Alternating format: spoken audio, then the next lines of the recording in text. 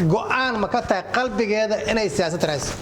Xarunta Daraasaadka Haweenka Soomaaliyeed SWSC ayaa maanta oo talaadaha magaalada Kismaayo ka daahfurtay buugga tusaaleynta oo ah dhigane si gaar ah loogu diyaariyay haweenka baarlamaanka Soomaaliya heer federaal ilaa mid maamul goboleed.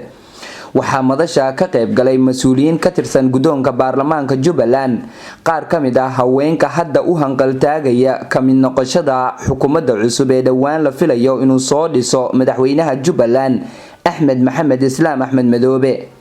dhaqanka iyo qaybaha kale ee bulshada rayidka ayaa sidoo kale goobta ku sugnaa. ugaas Cumar Xiire iyo agaasimaha guud ee wasaaradda haweenka arrimaha qoyska iyo xuquuqul insaanka dowlad goboleedka Jubbaland mudane Maxamed Xuseen Maxamed ayaa labaduba carabka ku adkeeyay sida ay muhiim u tahay in la jiheeyo dumarka hanka siyaasadeed leh. gabdhaha wadamo badan ninkii tagay baa garan kara nacfigu gabdhaha ay u leeyihiin dalka marka waa barwaaqo Ilaahay dadka siiyay ha soo barbaareen gabdhaha siyaasadana ha galeen laakiin si fiican ha u galeen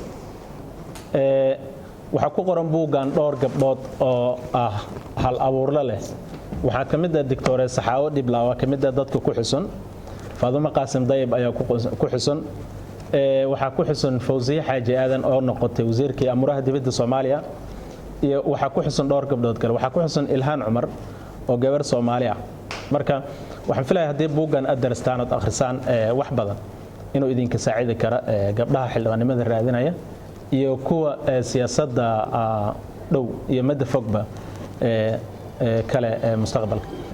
waxaan rabaa inaan SWSC u mahad celiyo doorka muhiimka ay qaadanaysa ayadoo waliba door ahaan markii la fiiriyay ay shaqadii wasaaradda haweenka arrimaha qoyska xuquuqul insaanka ay lahayd door muhiim ah ka qaadanaya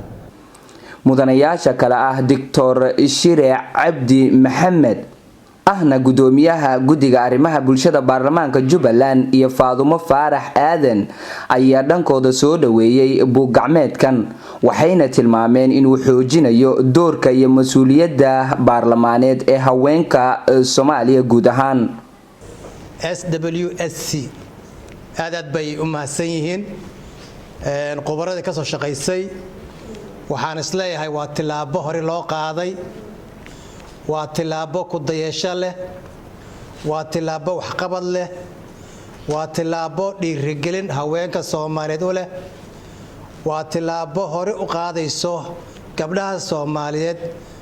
ee hanka siyaasadeed ku jiro sidii ay siyaasadda ay qayb weyn ugu qaadan lahaayeen waan soo dhaweynaynaa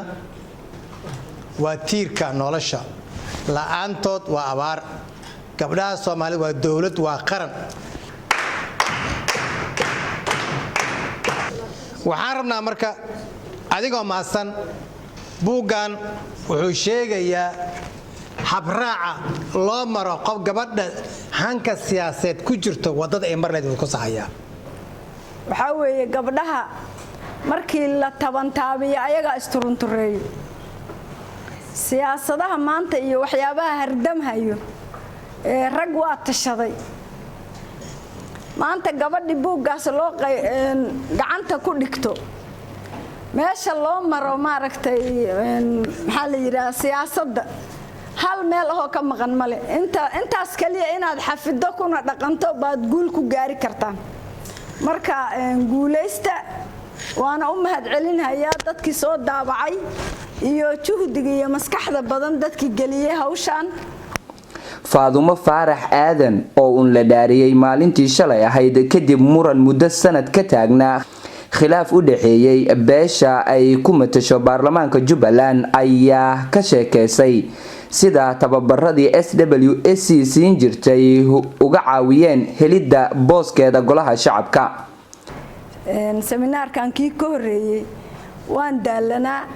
qalbiga ay xanuunsanaa hal sano iyo 10 bari baan waxaan u shaqeynayay si aad oo maaragtay waxyaabo badan oo aan la sheegi karin oo soo maray maalintii aan halkan seminaarka ka qaatay xirfado badan oo aan ka dhaxelay